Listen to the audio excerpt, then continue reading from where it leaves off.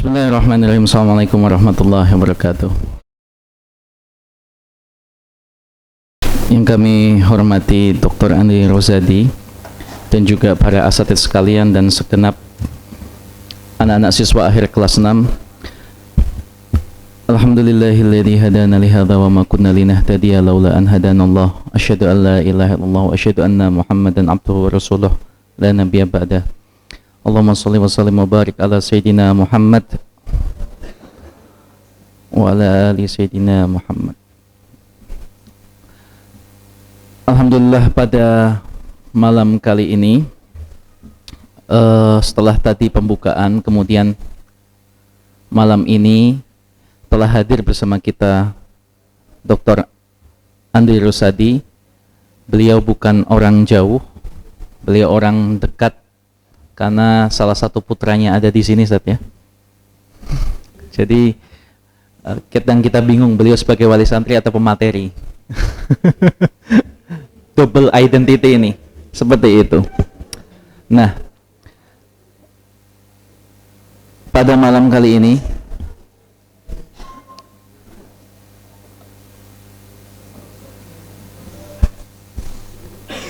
ya, duduk langsung, Akila. Pada malam kali ini beliau akan menjelaskan atau memaparkan apa yang disebut dengan islamisasi. Kalau tema besarnya memang islamisasi, peluang dan tantangan. Nah, dari sini beliau sebenarnya akan menjelaskan, dari di judulnya kita bisa lihat ilmu pengetahuan dalam Islam itu seperti apa.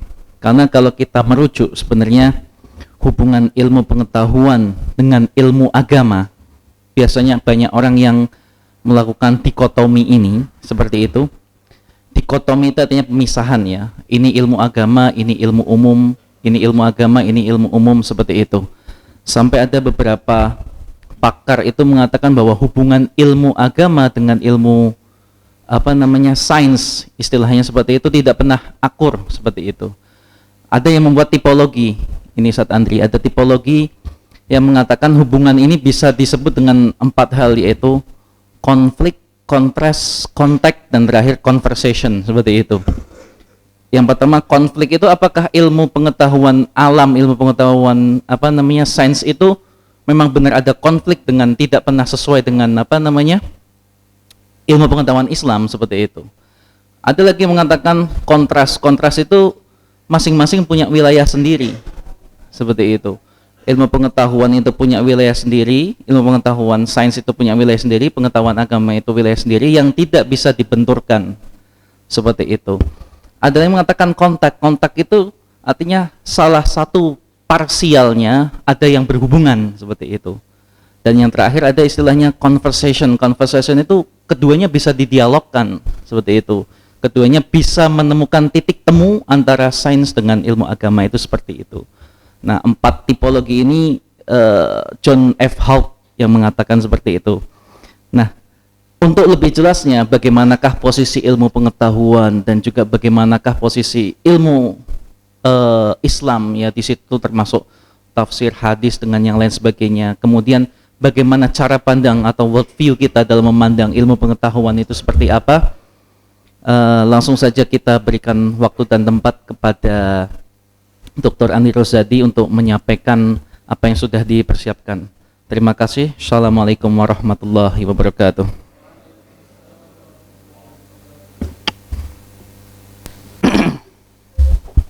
Ya, bismillahirrahmanirrahim. Assalamualaikum warahmatullahi wabarakatuh. Alhamdulillahirabbil alamin, shalatu wassalamu ala asyrafil anbiya'i wal mursalin wa ala alihi wa sahbihi ajma'in, amma ba'du. Bapak Kiai, pimpinan pondok yang sama-sama kita hormati, ya, Ustadz Fardana, Ustadz Ferry, dan para asatidz semuanya. Semoga para pengelola pondok dan kita semua, para santri, diberi kesehatan dan perlindungan oleh Allah Subhanahu wa Ta'ala.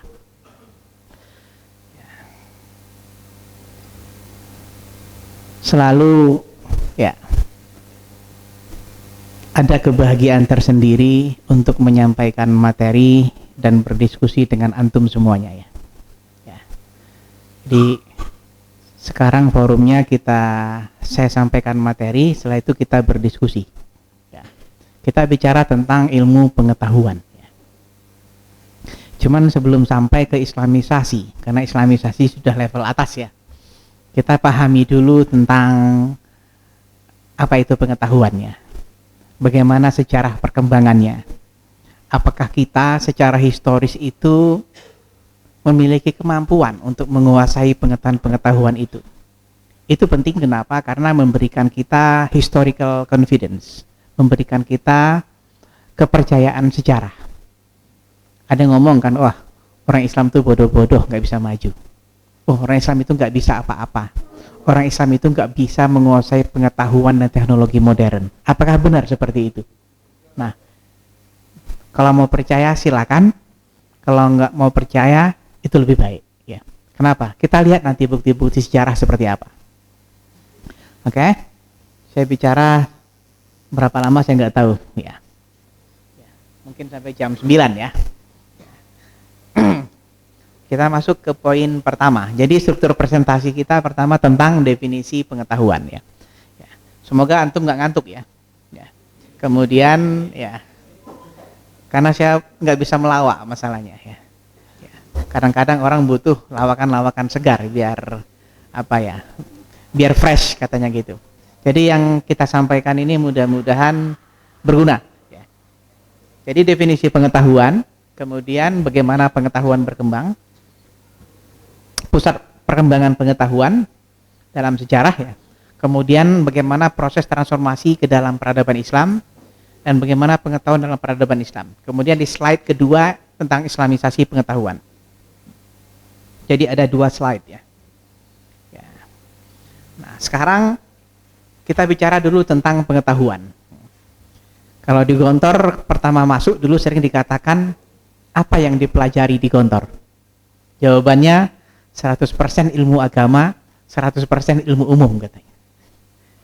Itu simbol, refleksi, cerminan dari adanya dikotomi, kata Ustaz Fardana tadi kan, ada pembagian itu ya. Ada agama di satu sisi dan ada umum di sisi lain ya. Nah, para sarjana muslim klasik, Ibnu Rushd, termasuk Ibnu Sina, termasuk Ibnu Khaldun membagi ilmu menjadi 2. Ada ilmu nakal dan ada ilmu akal. Nakal itu kan sekedar dipindahkan dari teks katanya gitu. Kalau akal itu hasil dari kerja akal. Yang kedua al-ulum asy-syar'iyyah dan al-ulum ghairu syar'iyyah. Apakah masih relevan? Apakah masih layak pembagian-pembagian seperti ini? Saya kasih satu contoh. Ya. Di dalam surat, kalau nggak salah di Ar-Rahman ya, fakanan wardatan kadihan. Itu ketika bintang itu pecah di langit, terbentuk itu, bentuknya seperti wardah. Wardah itu apa artinya? Merek kosmetik kan? Ya, wardah itu bunga mawar ya, selain merek kosmetik ya. Ya. Jadi bentuknya seperti bunga mawar kata Al-Qur'an. Para ahli tafsir tidak bisa menjelaskan. Ya. Yang bisa menjelaskan siapa? Ahli astronomi dengan teleskopnya. Dan ternyata benar ketika bintang itu pecah, ya, supernova terjadi ledakan besar itu, persis bentuk ya, pecahan itu, ledakan itu seperti bunga mawar. Nah, apakah ilmu astronomi ini tidak berguna untuk memahami Al-Quran? Apakah ini ilmu ghairu syariah? Itu contoh kasus ya. Yang kedua, ya, dalam surat apa ini? Tentang laut yang tidak bisa, arus laut itu bainahuma barzakhun la yabghiyan. Ya. Jadi seperti ada dinding batas sehingga 2 arus air ini tidak bisa bercampur. Ahli tafsir bisa nggak menjelaskan itu? Dia menjelaskan, melihatnya pun nggak pernah kan? Gitu. Karena itu di laut yang baru ditemukan pada zaman modern oleh ahli kelautan, oleh ahli oceanografi Prancis yang kemudian masuk Islam. Nah, lantas apakah ilmu oceanografi ini ilmu guru syariah? Contoh kan? Gitu. Banyak contoh-contoh fenomena alam semesta. Gunung itu apakah berdiam atau berjalan?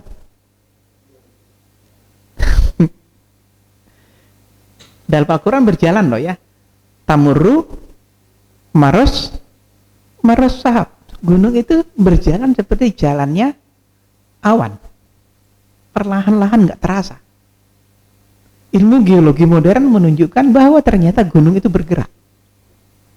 Berapa sentimeter per tahun gunung Himalaya itu menjauh dari India. Itu bisa diukur dengan satelit. Ahli tafsir bisa nggak menjelaskan itu? Nggak bisa. Gitu. Ini merekonstruksi cara kita memahami ilmu pengetahuan. Ya, bahwa Al-Quran itu tidak bisa didekati hanya dari satu disiplin ilmu. Saking complicated, rumitnya Al-Quran itu. Nggak bisa didekati dengan satu disiplin. Cukup dengan fikih, cukup dengan hadis, cukup dengan tafsir. Enggak. Timpang. Jadi membutuhkan multi disiplin untuk memahami Al-Quran itu. Makanya di sini kita, ya, ini versi klasik ya. Ada ilmu agama, ada ilmu umum. Nah, sebisa mungkin perlahan-lahan kita cari titik temunya itu. Dari mana kita menemukan titik temunya itu? Dari cara pandang, dari world view, dari cara melihat. Ya, astronomi itu akan menjadi ilmu agama kalau kita melihatnya dalam kacamata Bismirabbik.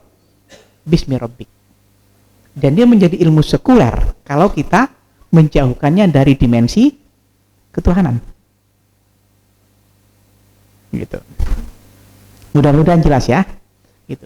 Jadi ini definisi klasik, ada ilmu agama, ada ilmu umum. Coba antum membaca Al-Qur'an itu banyak sekali, ya. Ya. Ya. Ternyata alam semesta ini ya tidak statik. Mengembang.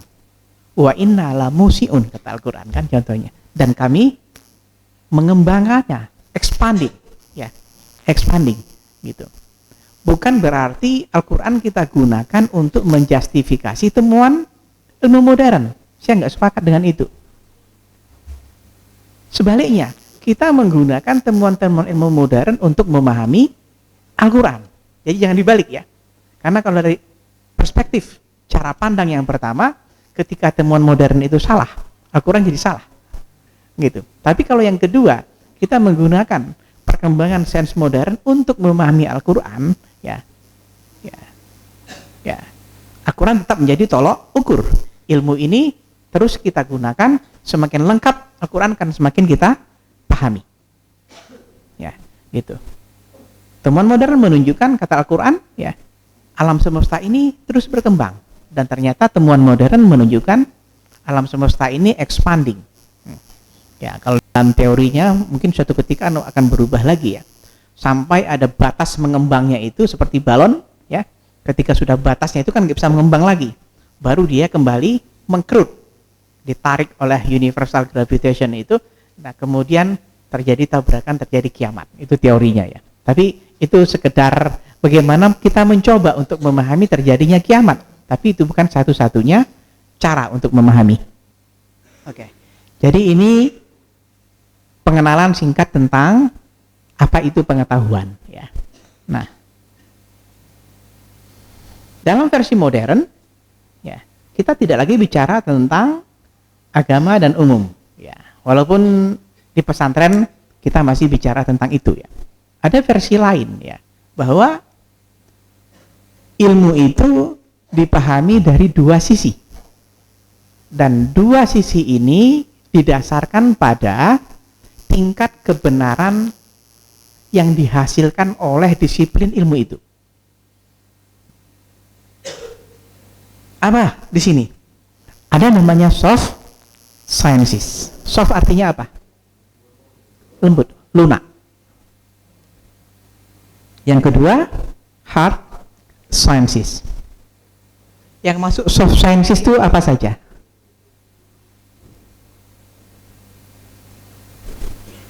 Sejarah itu soft atau hard? Sejarah itu soft. Psikologi itu? Sosiologi? Ya, jadi ilmu-ilmu sosial. Ya, ilmu-ilmu budaya, agama itu masuk dalam kategori soft. Sementara ilmu eksakta masuk dalam kategori hard sciences. Kenapa? Karena kebenaran dalam ilmu eksakta bisa sampai pada level hukum. Ya, ingat ya, dalam ilmu pengetahuan ada kebenaran tertinggi, dalam ilmu pengetahuan dalam tanda kutip ya sekuler. Ada kebenaran yang sudah sampai pada level hukum. Pernyataan yang kebenarannya sudah sampai pada level hukum ini tidak bisa dibantah lagi. Apa contoh pernyataan yang sudah sampai pada level hukum ini? Kalau antum melempar benda ke atas, itu terbang ke atas terus atau jatuh ke bawah? Apa penjelasannya? Gravitasi. Disebut hukum karena nggak ada yang bisa membantah teori gravitasi ini. Jadi dia tidak lagi dalam level teori, tapi sudah sampai pada level hukum gravitasi. Jadi kebenaran tertinggi dalam sains itu adalah hukum. Nggak banyak kok hukum itu. Ada hukum Archimedes. Ya, yang belajar fisika, kimia, eksakta itu kita belajar beberapa hukum itu. Gitu. Kebenarannya nggak bisa dibantah lagi. Ya, antum di kelas 6 kan ada reading ya, tentang seorang pendeta yang mengajar, yang sedang menyampaikan ceramahnya, khutbahnya dalam sebuah misa, ya. Dia menyampaikan tentang bagaimana proses eksodus Nabi Musa dan Bani Israel dari Mesir menuju Palestina. Ya. It was very simple, young man, katanya. Kata pendeta ini, kata pastor ini kepada jemaahnya. Nabi Musa mengambil tongkatnya, memukul Laut Merah dengan tongkatnya itu, tiba-tiba air mengalir ke atas. Mengalir ke atas, ada 2 bukit panjang terbelah. Ada tanah kosong. Di sana Nabi Musa dan Bani Israel berjalan ke seberang. Dari jemaahnya itu ada satu orang mahasiswa fisika yang kemudian angkat tangan, ya. Tuan pendeta, penjelasan Anda tidak masuk akal. Kenapa? Air tidak mungkin mengalir ke atas. Kenapa tidak mungkin? Bertentangan dengan teori, dengan hukum gravitasi. Ya. Apa jawaban pendetanya? Antum sudah belajar belum di readingnya itu? Belum? Sudah lewat? Sudah diganti? Beda ya? Ya. Pendeta menjawab, kejadian ini, ya, peristiwa ini terjadi, ya, beberapa ribu tahun sebelum hukum gravitasi ditemukan, katanya. Ya, itu joking ya sebenarnya, joking ya. Meledek cara beragama yang terlalu rasional, ya, ya, ya. Seolah-olah segala sesuatu bisa dirasionalisasi, segala sesuatu bisa dijelaskan dengan akal. Nah, jadi masing-masing ada kelemahannya. Ya, kalau bertumpu pada akal, banyak peristiwa, kejadian, fenomena yang tidak bisa kita jelaskan secara akal sehat. Apakah dengan ini kita menjadi ateis? Nah, itu pilihannya. Kalau membacanya Bismi Rabbik, Anda kembali kepada keimanan. Tapi membacanya tidak atas nama Tuhan, Anda akan menjadi ateis. Makanya coba antum melihat top saintis itu rata-rata ateis atau religius? Ateis. Stephen Hawking itu ateis atau religius? Ateis. Iya, ilmuwan sosial, ilmuwan kesehatan kebanyakan ateis. Kenapa? Mereka tidak membaca atas nama Tuhan.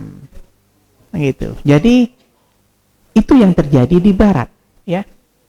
Sains tercerabut dari keimanan. Dan kenapa itu terjadi? Saya tidak masuk ke ranah itu ya. Kenapa? Ini berkaitan dengan sejarah hubungan agama dan sains dalam sejarah Eropa yang selalu kontradiktif. Ya. Galileo, Copernicus menjadi korban itu. Saya tidak sampai ke ranah itu ya. Ustadz Ferry, Ustadz Fardana, saya kira suhunya di bidang itu ya. Boleh antum bertanya ya. Ya. Jadi ada soft science yang kebenarannya lebih lunak ya. Dan ada hard science. Nah, bagaimana tingkat kebenaran dalam soft science? Dia sebatas deskripsi. Dia menggambarkan, menceritakan, membuat narasi, ideografis. Grafi itu artinya apa? Gambar. Menggambarkan. Sementara dalam ilmu hard science, karakternya nomotetis. Nomotetis itu artinya menemukan hukum. Gitu. Jadi ini dua ilmu ya. Ya. Cabang pengetahuan dalam keilmuan modern ya. Ini sekedar pengantar ya. Nah, kita berada di mana? Antum berada di mana sekarang? Ya. Kalau kita belajar agama itu di soft atau di hard? Di soft. Tapi apakah semua kebenaran ilmu agama itu soft? Akidah itu soft atau hard? Ya, dari kacamata keagamaan, keimanan itu hard. Ya, tidak bisa diganggu gugat gitu. Tapi yang lain ya, banyak aspek fikih yang khilafiyah itu soft. Ya. Jangan dijadikan hard. Kenapa? Akan konflik nantinya. Seolah-olah hanya satu kebenaran tunggal. Ada banyak mazhab. Antum fikih menggunakan apa? Bidayatul Mujtahid. Ya, coba di dalamnya itu. Ya kata Ustadz Ferry, itu sepertinya Ibn Rushd menghadirkan para fuqaha, para pendiri mazhab berdebat di situ. Ya. Imam Syafi'i begini, Maliki, Hambali, ya, Hanafi, sampai Az-Zuhiri, Al-Laythi, banyak imam yang lain gitu. Seperti berdebat, banyak pendapat-pendapat. Jangan dijadikan itu kebenaran tunggal. Ya. Oke. Ini poin pertama ya. Ya. Nah, dalam ilmu itu, ya, yang perlu kita pahami ya, ada 3 hal. Pertama, objek studi. Ya. Ya. Objek studinya apa? Kita belajar agama, kita belajar fisika, sains, ya, budaya. Apa objek studinya? Ya. Tujuan. Ya. Tujuan kita belajar agama itu menemukan hukum atau memahami? Ya, memahami kan? Ya, kita harus tahu di situ posisi kita di mana. Ya. Ya. Jadi itu understanding, ya, bukan explaining. Ya. Kemudian bagaimana cara untuk mencapai tujuan itu? Kita belajar ilmu agama, tapi kita menggunakan metode ilmiah dalam sains, ya nggak cocok kan? Ya. Gimana kita mengukur kebenaran ilmu tafsir, fikih, hadis dalam kacamata metode ilmiah? Nggak cocok gitu.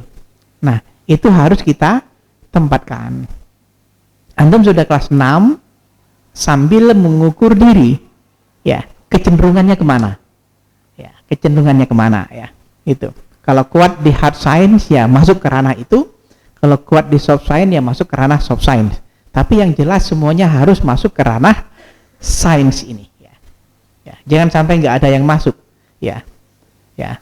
Masuknya ilmu soft science atau hard science, dia memilih atau ya, nggak bisa seperti itu ya, harus masuk ya, pilih salah satu ya.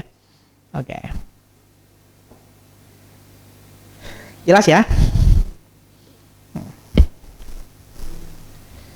Kemudian ya, nanti kalau perlu saya tinggalkan slide-nya ya, ke panitia ya kalau perlu ya. Nah, bagaimana pengetahuan itu berkembang? Ya. Nah, Jadi pengetahuan itu berkembang hasil dari akumulasi. Apa itu akumulasi? Penumpukan. Jadi kalau kita membangun dinding, tembok, ya, itu dimulai dari atas atau dari bawah? Nyusun batanya. Dari bawah. Bata pertama, kedua, ketiga, sampai kemudian tingginya menjadi puluhan meter atau berlantai-lantai. Tapi yang jelas ada fondasi dari bawah. Nah, ilmu pengetahuan seperti itu. Ya, dia bukan kontribusi satu orang. Ya, dia bukan sumbangan satu orang, hasil kerja satu orang, banyak. Makanya untuk memahami pernyataan dalam agama, kita harus kembali kepada Quran dan hadis secara langsung. Susah kita memahaminya. Pakai apa kita memahami Quran dan hadis? Pakai apa coba? Kita membutuhkan ilmu Quran, kita membutuhkan ilmu tafsir, kita membutuhkan ilmu hadis. Nggak bisa kita langsung membaca Al-Quran. Banyak ilmu perangkat yang harus kita miliki. Dan itu adalah cerminan refleksi dari ya, akumulasi penumpukan pengetahuan tadi. Dalam sains modern, nanti kita lihat bagaimana sumbangan orang Islam dalam ya, akumulasi penumpukan pengetahuan itu. Sehingga kita nanti bisa percaya diri bahwa kita dulu pernah punya sumbangan yang sangat penting ya dalam proses perkembangan pengetahuan itu. Ya. Nah, itu pertama ya. Bagaimana pengetahuan berkembang? Ya, dari penumpukan itu ya, juga ada teori krisis ya. Teori krisis ya. Jadi apa contohnya? Jadi ketika ilmu pengetahuan itu mapan, para sarjana nggak nyaman. Jadi kemapanan dalam pengetahuan itu ditentang. Kenapa? Kalau sudah mapan berarti berhenti berkembang. Gitu. Nah, apa contohnya? Dulu selama berabad-abad, ya, diyakini bahwa bumi adalah pusat tata surya. Namanya teori apa? Geosentris. Ya, gereja memakai pendapat ini. Ya, dari Ptolemy dulu ya. Di Ptolemy ini sarjana Yunani, tapi di Alexandria ya. Abad ke-90 sebelum Masehi ya. Ya. Dia mengatakan itu. Tapi kemudian teori ini dibantah oleh sarjana Muslim Ibnu Shatir. Ya. Apakah Ibnu Shatir menemukan ini sendirian? Tidak. Dia bisa menemukan ini setelah menggabungkan ya, tradisi astronomi, ilmu falak Yunani dengan India. Kalau Yunani saja, geosentris sangat kokoh. Tapi ketika digabung dengan India, ada sekelompok utusan dari India datang menghadap Khalifah Abbasiyah. Di antara rombongan itu ada salah seorang ahli ilmu falak yang sangat terkenal. Dipanggil oleh Khalifah. Coba kamu buat ikhtisar ringkasan ilmu falak di India, nanti saya kasih hadiah besar. Ditulis sama dia. Jadi ketika dia pulang ke India, ikhtisar tadi ditinggalkan di Baghdad. Itu yang dibaca oleh sarjana Muslim, dan gabungan dari ilmu falak India dan Yunani melahirkan teori baru, namanya heliocentris, bahwa pusat tata surya bukan bumi, tapi matahari. Yang dibaca oleh Nicolaus Copernicus. Ya. Dan orang barat mengatakan penemu teori heliocentris adalah Nicolaus Copernicus. Padahal itu para sarjana Muslim yang pertama kali. Ya, saya di Kairo menemukan buku Asy-Syukuk ala Ptolemy Ibnu Shatir itu. Ya. Ya. Coba antum baca The Rise of Early Modern Science. Ustaz Ferry punya bukunya mungkin ya. Atau Atau saya pernah punya bukunya bahasa Inggris ya. Ya, belum ada terjemahan bahasa Indonesia. Ya. Di situ penulisnya Profesor Toby E. Huff itu seorang profesor sosiologi pengetahuan, sejarah pengetahuan dari Harvard. Dia mengatakan bahwa bukan saatnya lagi kita bertanya apakah Kopernikus itu terpengaruh oleh para sarjana Arab Muslim. Jadi pertanyaan ini nggak relevan. Apa pertanyaan yang relevan? Yang relevan adalah kapan dan di mana Kopernikus membaca buku Arab. Itu orang Barat yang mengatakan itu dari Harvard. Ya, Anda mencari bukunya The Rise of Early Modern Science itu. Kalau dalam bahasa Arabnya terjemahannya Fajrul Ilmil Hadith. Ya. Saya punya edisi Arabnya ya. Saya beli di Kairo dulu. Ya. Nah, Nicholas Copernicus, kemudian Galileo. Ya. Dan ini cukup dua saja ya. Ya. Bagaimana pengetahuan itu berkembang. Ya. Jadi antum dalam kacamata teori akumulasi penumpukan pengetahuan itu secara teori tidak mungkin bisa langsung pintar. Kenapa? Storage memori di kepala kita isi pelan. Kita isi pelan-pelan. Berinteraksi dengan banyak guru, membaca banyak buku, itu pelan-pelan memori itu terisi. Ada akumulasi pengetahuan secara pelan-pelan. Jadi kalau ada orang yang tidak mau belajar menjalani proses, ya, dia tidak mengerti dengan proses perkembangan pengetahuan. Nggak mungkin bisa langsung pintar, ya. Nggak mungkin langsung diinstal dalam 1 jam, tiba-tiba memorinya sudah berapa ratus gigabyte, nggak mungkin ya. Butuh proses di sana, butuh interaksi, suhbatul ustad dan seterusnya. Ini yang harus kita sadari dalam Islam. Oke, cukup ya bagaimana pengetahuan berkembang. Nah, kemudian saya bicara secara sekilas saja ya. Nah, pengetahuan ini, kenapa saya mulai dari Mesir kuno? Karena Al-Quran bicara banyak tentang Fir'aun. Fir'aun itu ya memiliki khazanah pengetahuan yang luar biasa. Ya. Dan sampai sekarang masih banyak yang belum terpecahkan. Antum kalau ke Mesir, ke Luxor sebagai contoh, di sana ada obelis. Tugu seperti pensil, segi 4, semakin ke atas semakin mengecil, di atasnya runcing. Ya. Obelis itu batu granit 33 meter, nggak disambung, sangat simetris. Yang belum terpecahkan, apa alat pemotongnya dan bagaimana cara mendirikannya. Dulu keran, traktor besar yang mendirikan itu udah ada belum? Belum ada kan? Coba batu yang beratnya berton-ton itu gimana cara menegakkannya? Orang nggak tahu. Batu granit itu batu yang paling keras, tapi dipotong oleh para pekerja Fir'aun itu dengan sangat licin, simetris, tidak ada menyimpang sedikit pun. Pakai apa motongnya?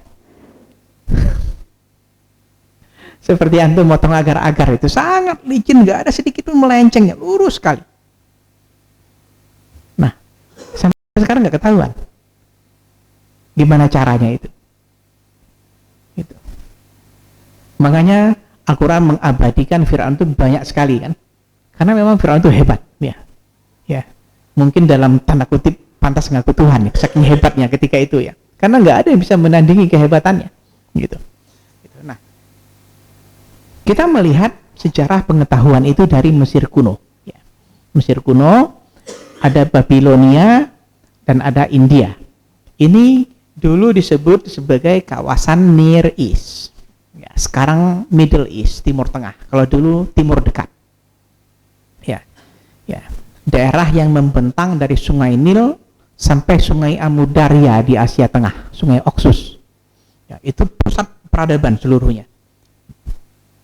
Antum kalau membaca juga di daerah Babilonia itu ada namanya Al-Hilal Al-Khasib, Fertile Crescent, daerah bulan sabit subur. Ya, itu konsep-konsep dalam sejarah yang menjadi pusat perkembangan pengetahuan. Ya. Indonesia mengenal huruf tahun abad keberapa? Abad keempat Masehi, ya kan? Prasasti tertua yang ditemukan di Nusantara ini abad keempat Masehi. Antum tahu Fir'aun mengenal huruf kapan? 3000 sebelum Masehi. Berapa abad? 34 abad sebelum kita mengenal huruf, Fir'aun sudah punya huruf. Jauh loh ya itu. 3400 tahun itu bukan sebentar. Ya. Hebat nggak Fir'aunnya? Ya. Ya. Bukan hanya mengenal huruf, sudah gonta-ganti huruf. Hieroglif, hieratik, demotik. Udah gonta-ganti dia. Nggak satu hurufnya itu. Kita abad keempat baru mengenal huruf. Ya. Dan bagaimana sejarah Fir'aun ini terungkap? Antum pernah mendengar nama sarjana Prancis namanya Champollion? Champollion tulisannya. Ya. Itu sarjana yang dibawa oleh Napoleon waktu ekspedisi ke Prancis. Jadi Napoleon ke Mesir. Napoleon itu datang ke Mesir membawa pasukan plus ratusan sarjana. Ditemukan di daerah Alexandria, namanya Rosetta Stone, Al-Hajar Ar-Rasyid, ya. Batu Ar-Rasyid, itu prasasti. Nah, batu prasasti itu dibawa oleh sarjana Napoleon tadi ke Prancis, dibaca. Antum tahu membaca batu itu berapa lama? Jadi satu batu itu dibaca selama 9 tahun. Ya, selama 9 tahun. Dan untuk membacanya, Champollion belajar sekian banyak bahasa kuno. Karena kan huruf-hurufnya nggak dikenal satu pun, gitu. Nah, jadi huruf-huruf kuno itu dipelajari sekian banyak, mungkin puluhan, baru satu persatu bisa dibaca sampai kemudian seluruhnya terbaca. Dan ketika itu terbaca, baru terungkap sejarah Fir'aun, lahir ilmu baru namanya Egyptologi. Ilmu tentang Mesir. Ini untuk menjelaskan tentang etos. Bagaimana orang menuntut ilmu. Ya. Ya. Dan bagaimana ya orang menghargai ilmu itu. Jadi ketika Napoleon kalah melawan Inggris di Mesir, dia melarikan diri dari Alexandria naik kapal kembali ke Prancis di Laut Tengah itu. Kapal Napoleon itu dalam jarak tembak meriam Inggris, tapi nggak ditembak oleh Inggris. Ditembak pasti kena kan, karam, hancur. Tapi dibiarkan oleh Inggris. Apa sebabnya? Karena Napoleon banyak membawa manuskrip Firaun untuk dibaca di Eropa. Itu yang menyelamatkan dia dari meriam Inggris. Seandainya ketika itu mungkin pasukan Indonesia pasti ditembak. Bodoh amat kan? Ya, yang penting dibunuh musuhnya. Tapi karena musuh itu membawa ilmu pengetahuan, dia selamat. Begini seharusnya etos kita ya. Bagaimana ya penghormatan kepada sains, dan Islam seperti itu. Nanti kita bahas sampai level itu ya. Bagaimana ilmu pengetahuan itu adalah software peradaban Islam. Kita maju dengan pengetahuan dan kita mundur seiring dengan mundurnya pengetahuan itu. Ya, dari timur tadi baru pindah ke Yunani. Jadi mulai abad ke-8 sebelum Masehi. Ya. Ya. Fase Yunani. Bayangkan Firaun abad ke-30 sebelum Masehi, Yunani baru abad ke-8. Nah. Kemudian Islam abad ke-8 Masehi. Jadi Islam mewarisi dari Firaun atau dari Yunani? kita bersentuhan dengan Yunani. Makanya penerjemah awal di masa dinasti Abbasiyah itu agamanya apa? Antum baca nggak? Hunain bin Ishaq itu agamanya apa? Kristen. Itu sarjana-sarjana awal Arab yang menerjemahkan buku-buku itu Nasrani. Karena mereka sangat dekat dengan peradaban Yunani, Romawi. Arab nggak tahu tentang itu. Gitu. Jadi di sini kita melihat ada siklus pengetahuan dari Timur kuno, ada Mesir, ada Babilonia, ada apa lagi? Ada Mesopotamia, ada India, ada Cina. Dari Asia ini kemudian baru berpindah ke Yunani. Yunani dulu tidak lama sama dengan Yunani sekarang. Yunani sekarang kan Eropa semua. Kalau Yunani dulu termasuk wilayah Asia Minor yang sekarang masuk dalam wilayah mana? Wilayah Turki. Ya, gitu. Jadi Yunani dalam pengertian kebudayaan, bukan dalam pengertian batas administratif teritorial seperti sekarang ini. Oke?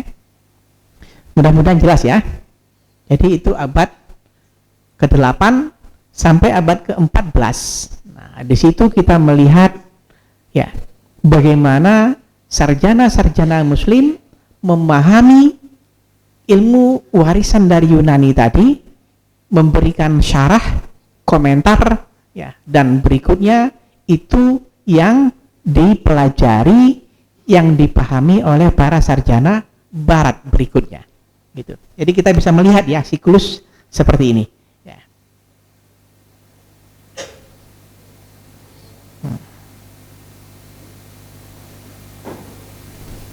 Anda bisa baca, nggak perlu saya jelaskan itu ya. Ya, ada 2 perpustakaan besar dalam sejarah ya. Perpustakaan Alexandria di Mesir. Ya, ini dibangun pada masa Yunani ya, Helenisme. Ya, 356 sebelum Masehi.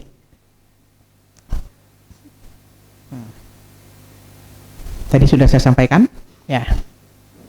Kemudian, ya, ada perpustakaan Baghdad yang dibangun, kota Baghdad dibangun oleh Abu Ja'far al-Mansur ya. Ya. Pada abad ke-8 Masehi. Dan Baghdad mencapai ya ini ya kita sebutlah mencapai kejayaan itu pada masa Harun ar-Rasyid dan Al-Ma'mun. Ya, ada Baitul Hikmah dan seterusnya gitu. Bagaimana ketika itu ya kita melihat literasi, penguasaan, pembacaan pada pengetahuan itu begitu merata. Jadi salah satu ciri khas peradaban Islam itu, dimanapun kerajaan Islam berdiri, selalu berjalan seiring dengan perkembangan pengetahuan. Ya, coba Hindu Buddha sudah ribuan tahun di Indonesia ketika itu, tapi tulis baca masih ya bertumpu pada sekelompok elit anggota masyarakat yang disebut dengan sastrawan. Dia tidak menjadi konsumsi publik secara umum, tidak semua orang. Jadi kelompok elit itu. Makanya walaupun kita sudah ribuan tahun dengan Hindu Buddha, tidak banyak menghasilkan naskah-naskah kuno. Tapi coba bayangkan, ketika Islam masuk, semua orang didorong dan punya hak untuk mendalami pengetahuan. Di Baghdad ini ada satu tokoh yang perlu saya sebutkan, namanya Ibnun Nadim. Pernah dengar? Barusan ya, ya, Ibnun Nadim. Ya, dia menulis buku judulnya Al-Fihris. Ya, Al-Fihris itu berisi ribuan katalog buku. Ya. ribuan katalog buku dia tulis. Jadi buku-buku yang dia baca itu dia tulis, dan itu buku katalog pertama di dunia. Ketika perpustakaan Baghdad terbakar, buku Al-Fihris salah satu bukti yang menceritakan tentang berapa banyak buku yang hilang. Bagaimana?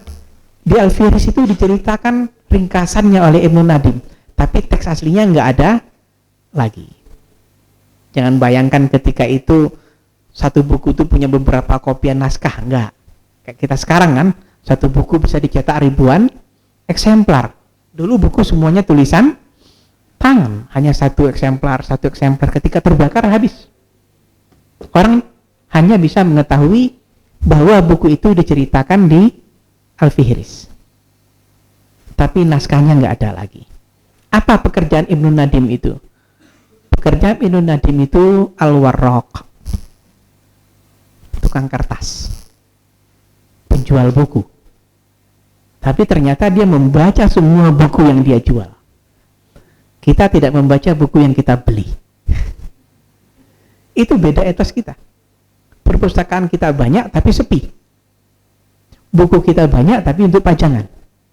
Etos itu yang hilang dari umat Islam. Ya. Nah, saya menyampaikan ini untuk menginstal kembali etos itu, ya, ke dalam pikiran-pikiran kita. Itu. Bagaimana Ibnu Nadim itu membaca ribuan buku? Ya. Mungkin pernah saya sampaikan atau di yang sekarang pengabdian, ya. Saya berjalan di pinggir kota Kairo itu. Di trotoar itu ada penjual buku pakai jubah yang sudah dekil, dia membentangkan tikar di trotoar, dia jual buku-buku berserakan itu. Ada satu buku yang saya tertarik karena saya minat saya di sosiologi. Ada buku karangan sosiolog Yahudi Amerika, namanya Pitirim Sorokin. Saya tertarik pada buku itu, tapi saya juga berpikir gimana bisa dapat buku itu dengan harga murah. Gimana ngakali penjualnya itu, ya. Jadi di samping buku itu ada buku baru bagus tentang sufi, hardcover. Saya tanya dulu, buku ini berapa? Ya, buku ini dia bilang 3 pound sterling. Oke. Terus yang jelek ini berapa? Saya bilang. Saya sengaja menjatuhkan itu. Oh, dia bilang yang ini 4 pound sterling. Saya bilang kenapa buku jelek lebih mahal? Dia malah ngomong ke saya, kamu tahu nggak buku ini siapa yang nulis? Buku ini ditulis oleh sosiolog terkenal Amerika, Pitirim Sorokin. Isinya dijelaskan ke saya. Antum bayangkan orang berpakaian dekil, ya, itu menjelaskan isi buku sosiolog terkenal Amerika. Karena dia membaca buku-buku yang dia jual. Buku-buku yang dia jual itu sudah dia baca. Ya, kita tidak membaca buku-buku di perpustakaan pribadi kita. Ini cara untuk memahami, menjelaskan kenapa kita seperti ini sekarang. Ya. Level attachment, keterikatan kita pada pengetahuan itu sudah sangat jauh. Pengetahuan tidak lagi menjadi kompas, pemandu, menjadi orientating value, nilai-nilai yang memberi orientasi dalam hidup kita. Gantinya apa? Kita lebih bertumpu ke materi. Milih jurusan, standarnya apa? Yang cepat dapat kerja. Milih profesi, yang gajinya tinggi. Semua standar materi sekarang. Kenapa? Hidup kita mengalami materialisasi secara sempurna. Yang paling abstrak pun dimaterialisasi. Time is money. Gimana? Waktu itu adalah uang. Itu abstrak sekali, tapi dimaterialisasi. Ya, itu ya. Ya. Nah. Ini sekedar pengandaian dari salah seorang filosof Amerika. Seandainya perpustakaan Alexandria dan Baghdad itu tidak terbakar atau dibakar, manusia sampai ke bulan 2 abad lebih awal, katanya. Karena ketika itu terbakar, banyak pengetahuan harus dimulai dari awal lagi. Manuskrip-manuskripnya hilang. Nah, sekarang kita lihat bagaimana pengetahuan itu. Ya. Kita sampai jam berapa? Oke. Ya. Mudah-mudahan antum nggak ngantuk ya. Nah, bagaimana proses transformasi pengetahuan ya ke dalam peradaban Islam? Di Mekah, Madinah itu sejak orang-orang Islam tahu nggak tentang kedokteran?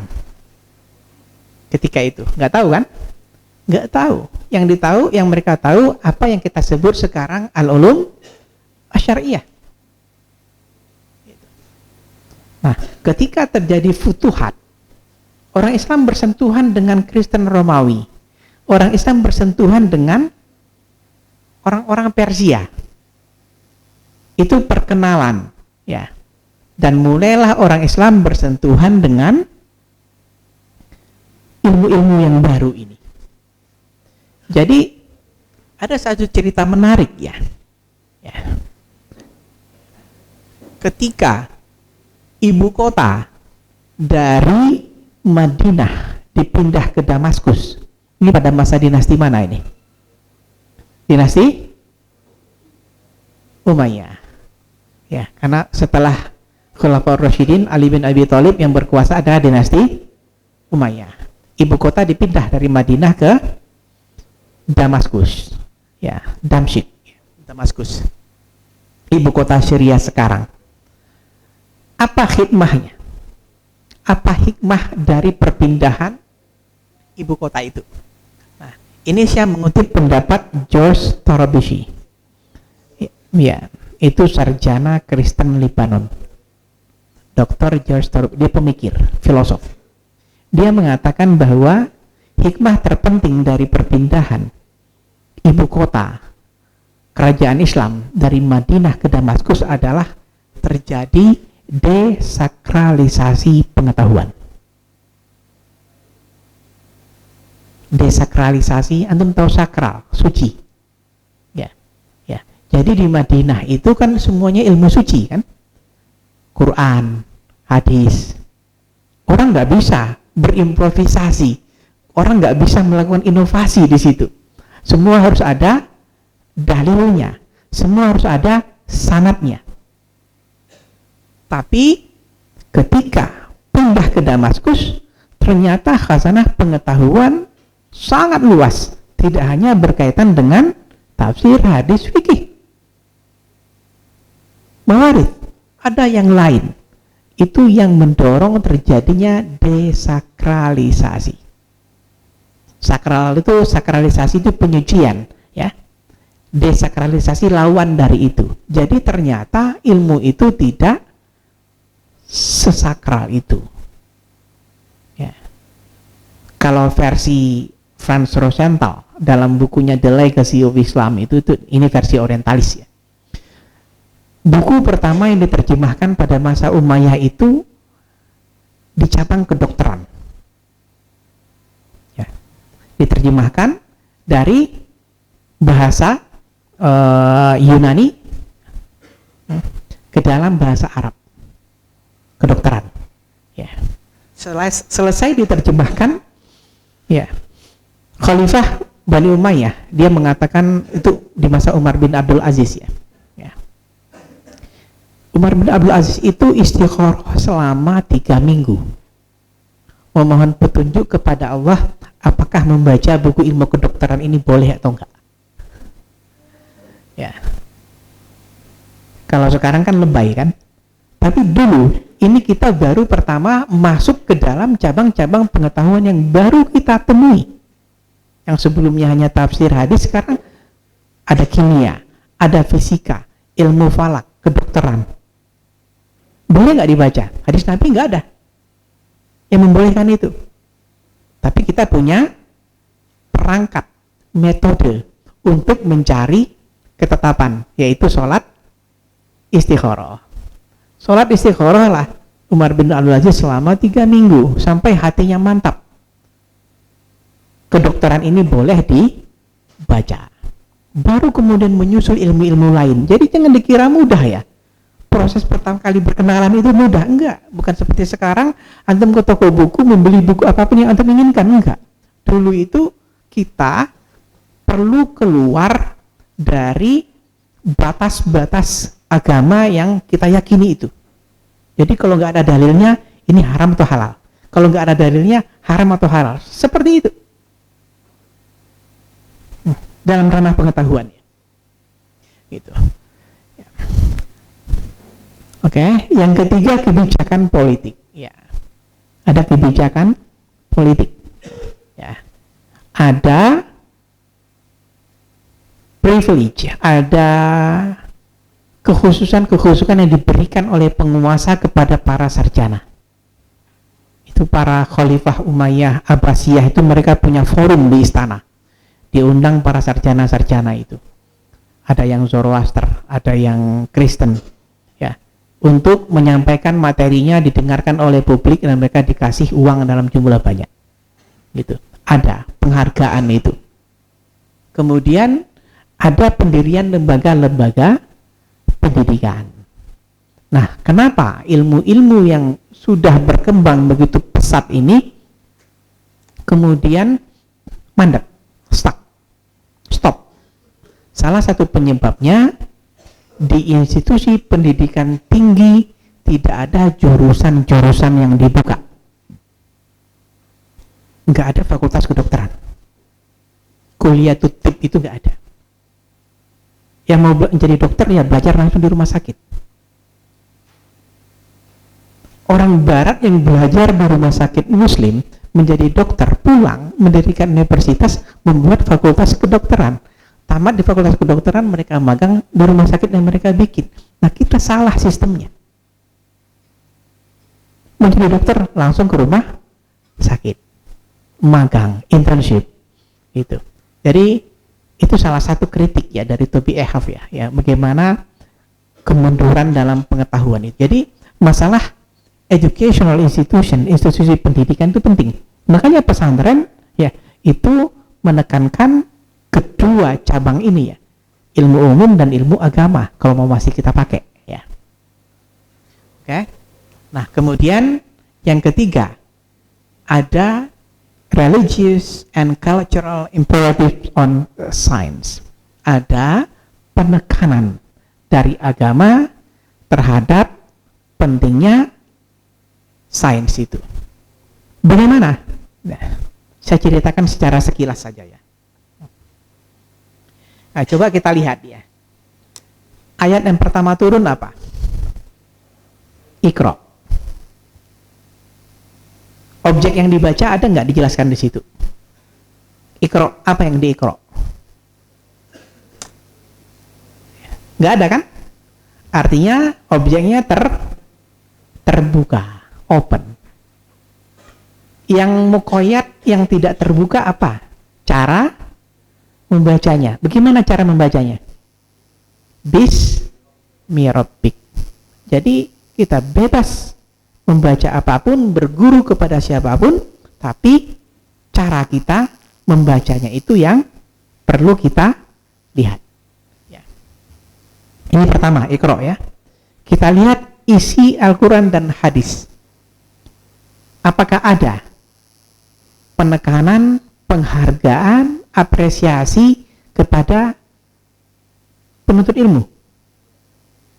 Qul hal yastawil ladzina ya'lamuna wal ladzina la ya'lamun. Apakah sama orang berilmu dengan orang yang tidak berilmu? Kata Quran, yarfa'illahu alladzina amanu minkum wal ladzina utul ilma darajat. Ya. Ilmu itu menaikkan derajat antum. Kenapa antum malas-malasan? Apakah mau puas dengan derajat yang seperti sekarang? Kalau nggak puas ya tuntut ilmu. Karena jaminan dari Al-Quran, orang berilmu itu tinggi derajatnya. Ya. Orang berilmu yang kekayaannya biasa dengan orang yang taman SD, kekayaannya banyak, penghormatan orang berbeda. Kenapa? Ilmu itu yang membuat berbeda. Itu. Nah, Al-Quran dan hadis memberikan ya penekanan yang sangat kuat, kokoh kepada ilmu pengetahuan ini. Bahkan dalam hadis dikatakan, man aradad dunya fa alaihi bil ilmi wa man aradal akhirah fa alaihi wa man aradahuma, kedua-duanya dengan ilmu. Nggak bisa. Bukan hanya ilmunya, proses menuntut ilmunya statusnya apa? Man kharaja fi talabil ilmi fahuwa fi sabilillah. Antum sedang fi sabilillah. Saya kesini fi sabilillah. Apa yang membuat kita takut dalam fi sabilillah itu?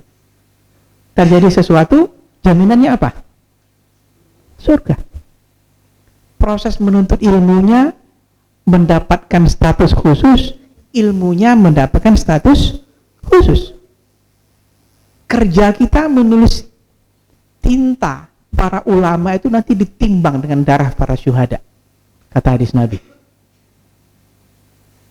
Jadi ada penekanan yang sangat kokoh di sini.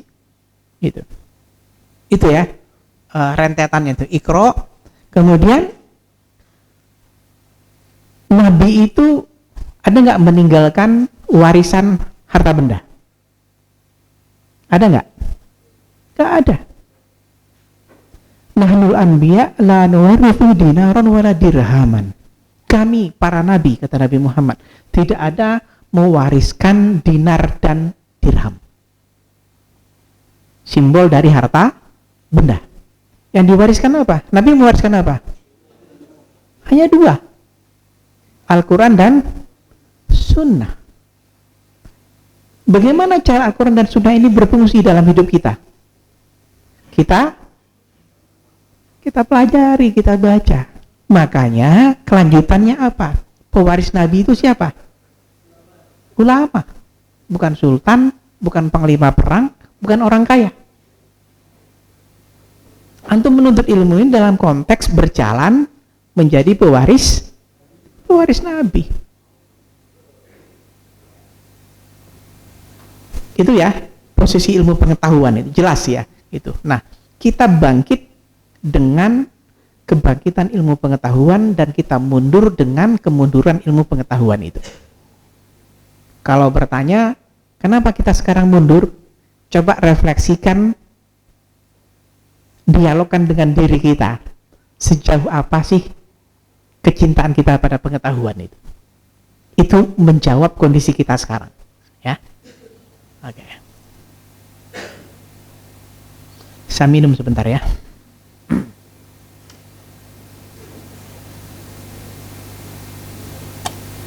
Ini sudah tadi ya. Nah, manusia itu mikrokosmos. Ya. Saya menggunakan konsep kosmos ya. Kosmos itu sebenarnya konsep ya, Sorry ya. Kalau saya salah tolong dikoreksi. Yang muncul di Alexandria. Ya, pada masa Ptolemy tadi ya. Artinya keteraturan. Teratur. Ya, mikrokosmos, ada makrokosmos. Manusia itu mikro. Mikro itu kecil. Alam semesta ini makro. Ya. Jadi alam itu ya merupakan alam itu baik yang makro maupun yang mikro memiliki keteraturan. Ya, memiliki keteraturan. Tugas sains adalah menemukan dan mengungkap keteraturan itu. Jadi akal bukan menemukan, bukan menciptakan kebenaran, tapi mengungkap kebenaran yang memang sudah ada di alam semesta ini, baik mikro maupun makro. Hukum alam tadi, itu kan keteraturan. Itu diciptakan atau ditemukan?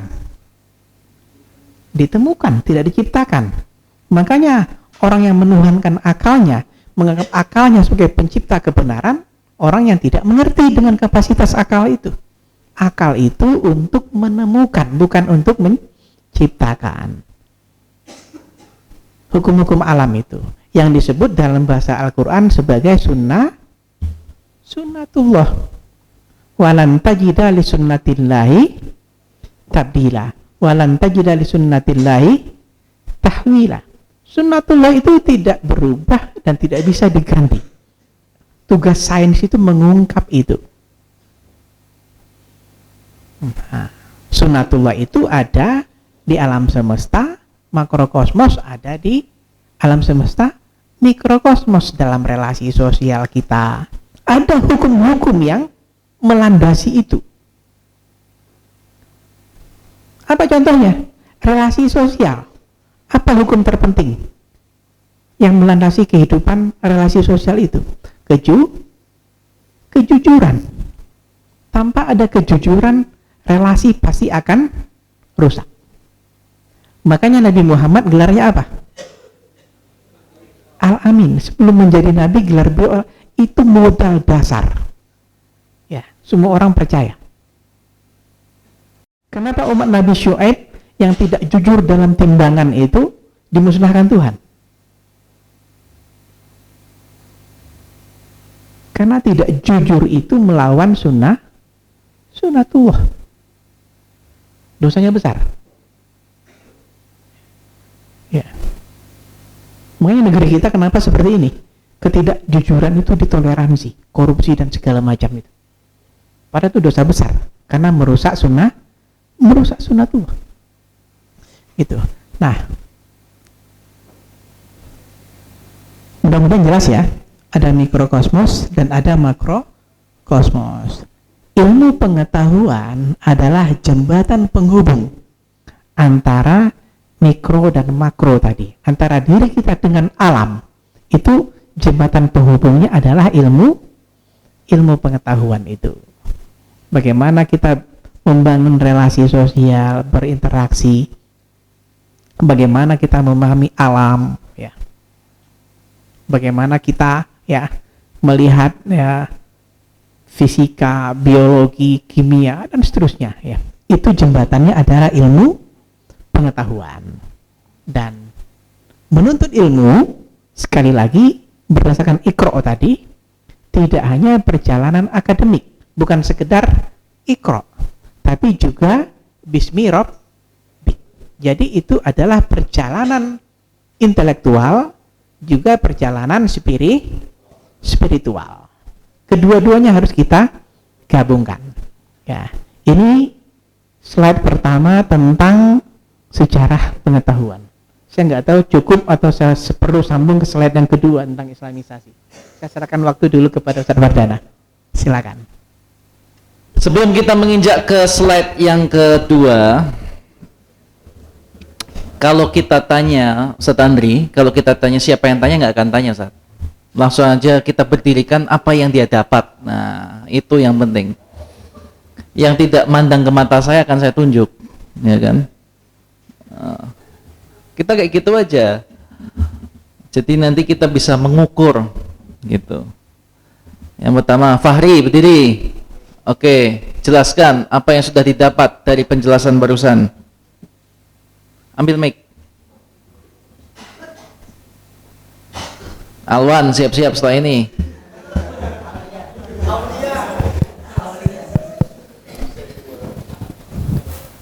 Bismillahirrahmanirrahim. Assalamualaikum warahmatullahi wabarakatuh. Fadilata al-Ustadz Andi Rosadi, summa Fadilata Syekh Al-Mahad As-Suyuh Al-Mahad Asatid Al-Kiram, wa ayyuhal ikhwan. Afwan. Jadi yang saya dapatkan dari apa yang telah Ustadz Andi Rosadi sampaikan, bahwa perjalanan ilmu bukanlah perjalanan yang mudah. Ilmu pengetahuan merupakan perjalanan sejarah yang sangat berpengaruh bagi manusia dan melalui beberapa perjalanan zaman. Beberapa not yang saya catat dan mungkin bagi pelajaran kita semuanya, dan yang paling penting itu kata terakhir beliau ialah min kalimati awal nazalallahu ilaina makhluqatillah iqra bismi rabbikal ladzi khalaq bidayatan bi kalimati iqra.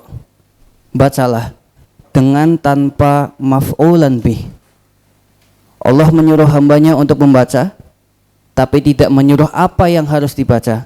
Entah itu ilmu Islam, ilmu agama, ilmu budaya, ilmu sosiologi, geografi, apapun itu, Allah membebaskan itu tanpa dibatasi. Walakin bismi rabbikal ladzi khalaq, dengan tetap ada pada aqidatil Islam, dengan tetap menyebut nama Allah. Itu merupakan catatan penting bagi saya, merupakan ilmu baru tentunya. Terima kasih Ustadz Andi Rosadi. Terima kasih untuk antum sekalian atas perhatiannya. Wassalamualaikum warahmatullahi wabarakatuh. Waalaikumsalam warahmatullahi wabarakatuh. Dulu ada ungkapan seperti ini, Ustaz. Nahnu ummatu iqra walakinna la naqra, gitu, Ustaz.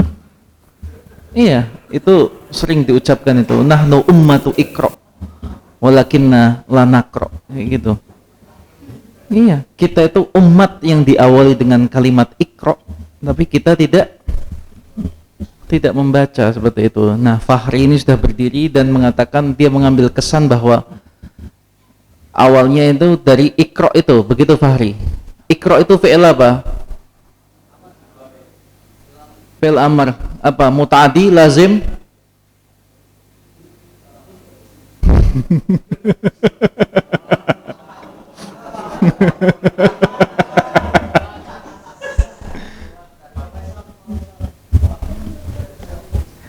Gimana Fahri? Muta'addi, lazim? Muta'addi itu transitif atau intransitif? Nah, itu Iqra. Nah, itu kuncinya. Oke, satu kali lagi apa lanjut Ustaz Andri? Satu lagi katanya Ustaz Andri. Siapa kira-kira ini? Siapa kira-kira? Ahlan, mana Ahlan?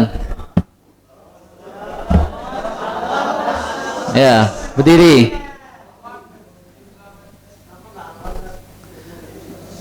Oh iya, saya mau bilang Alwan jadinya Ahlan. Ya, Ahlan ya. Kesleo lidahnya, nggak apa-apa lah. Oke, singkat, padat, apa yang bisa disampaikan sekarang, Ahlan? Langsung mulai. Bismillahirrahmanirrahim. Assalamualaikum warahmatullahi wabarakatuh.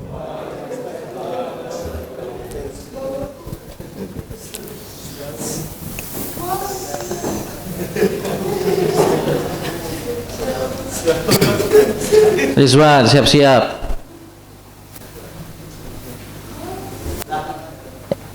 Yang bisa saya dapat dari apa yang telah disampaikan oleh Ustazuna, yakni Ustadz Andri Rosadi, yaitu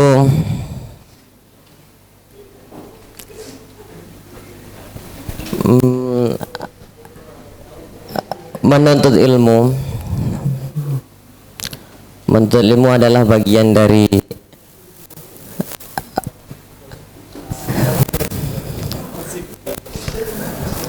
menuntut ilmu adalah bagian kita kepada ibadah kita kepada Allah Subhanahu wa taala.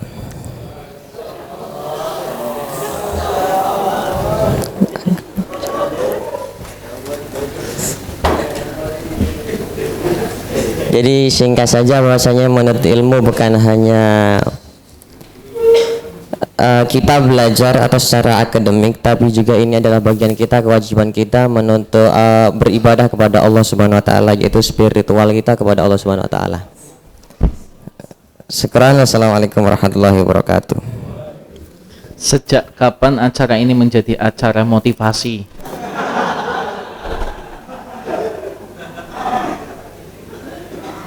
Apa yang disampaikan oleh Dr. Andri itu sudah runut, bagaimana dimulai dari Alexandria, kemudian Mesopotamia, Yunani dan yang lainnya.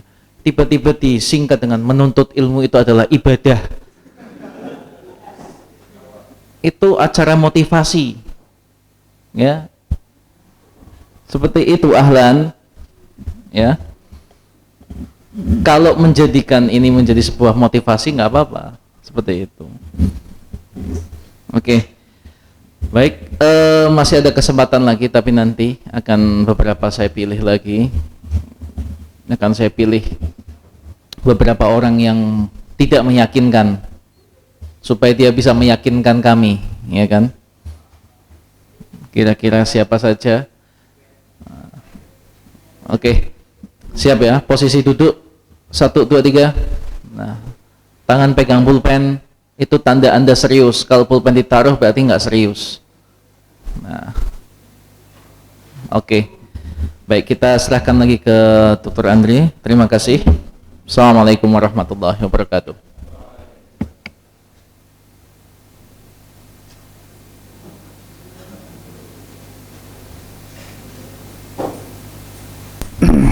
Ya. Kita lanjut yang kedua ya. Tapi yang kedua nih saya persingkat, paling 10 menit ya. Ya. Saya ingin kita berdialog ya. Jadi ditunjuk sama Ustaz Perdana, tapi kalau ada yang mau bertanya juga ahlan wa sahlan ya. Ya, jadi biar lebih dialogis ya. Nggak monoton ya. Tadi saya sudah bicara 1 jam lebih ya. Ya. Ya, kita bicara tadi tentang sejarah ilmu pengetahuan ya, dan bagaimana pengetahuan dalam peradaban Islam. Ya, kita tidak bisa bicara tentang progres, tentang development, tentang kemajuan tanpa mengkaitkan dengan ilmu pengetahuan. Saya fokus di antropologi, sosiologi. Dalam sosiologi, dalam antropologi itu indikator kemajuan ya dari satu bangsa diukur dari perkembangan teknologinya. Kenapa teknologi yang dijadikan sebagai indikator?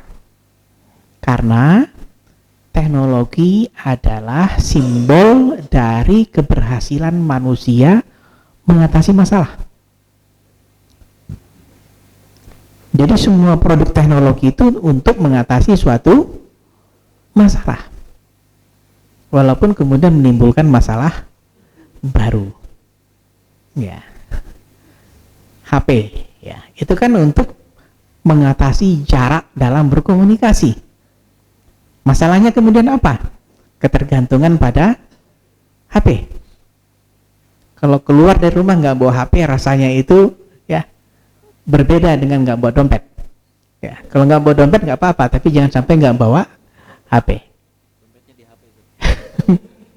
Karena dompet sudah dimasukkan ke dalam HP. Ya.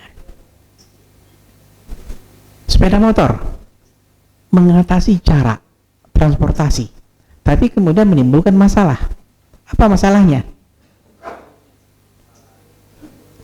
Di Indonesia, ya, korban kecelakaan jalan raya itu jauh lebih besar dibanding COVID-19.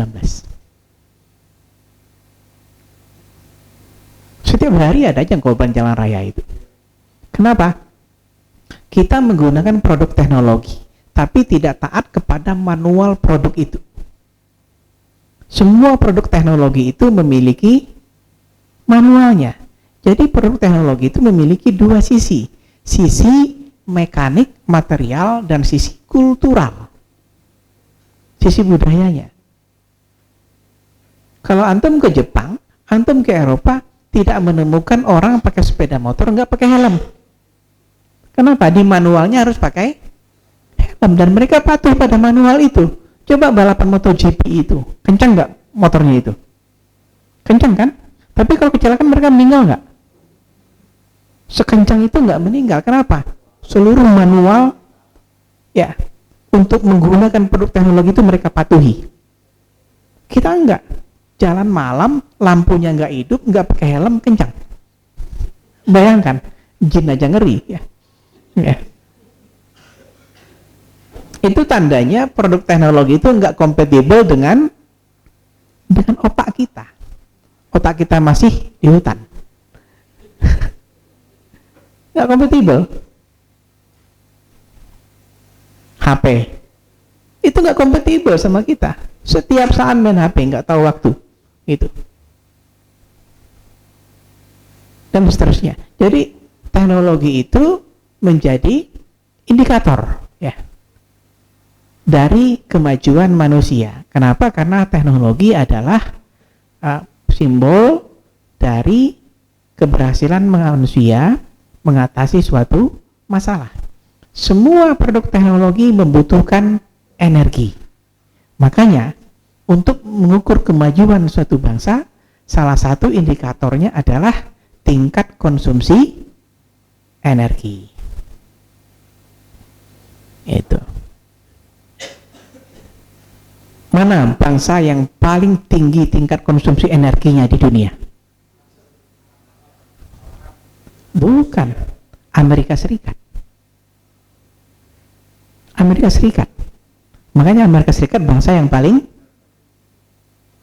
maju. Karena seluruh kehidupan mereka diatur teknologi. Ke Eropa, sama. Kita menemukan produk teknologi yang belum pernah kita pikirkan. Bayangkan, belum terbersit di kepala kita, belum terpikirkan, mereka udah punya. Dan itulah jarak kemajuan kita dengan mereka. Gitu. Itu jaraknya ya. Itu. Oke? Itu. Nah, kita masuk ke islamisasi pengetahuan ya. Ya. Secara literal, ya, saya tidak bicara dalam tataran filosofis ya ini ya.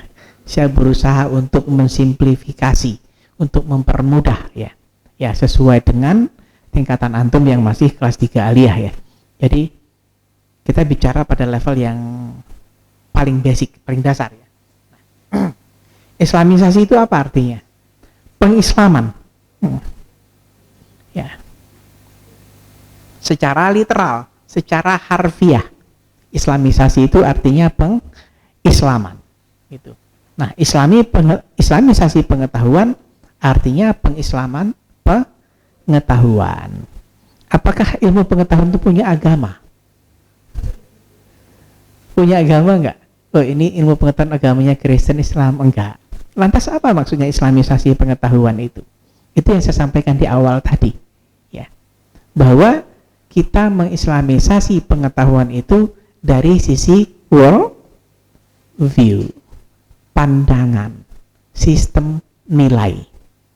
Kalau orang barat mengatakan ilmu pengetahuan itu bebas nilai. Kalau kita tidak. Ilmu pengetahuan tidak bebas nilai. Kenapa? Ada dimensi ketuhanan, ada dimensi keimanan di situ. Jadi simpelnya begitu ya. Ya. Bagaimana kita memadukan, menyatukan antara ilmu pengetahuan pada satu sisi dengan aspek nilai dan wahyu pada sisi lain. Sehingga nggak ada lagi orang yang semakin tinggi ilmu pengetahuannya semakin arogan, semakin sombong, ateis. Dalam hadis, man istada ilman walam yasdad hudan lam yasdad minallah illa bu'dan. Jelas kan? Coba kita bayangkan, ilmu pengetahuan itu dari Tuhan, ya. Lantas kenapa semakin bertambah ilmu pengetahuan kita malah semakin sombong pada Tuhan? Masuk akal nggak? Makanya dalam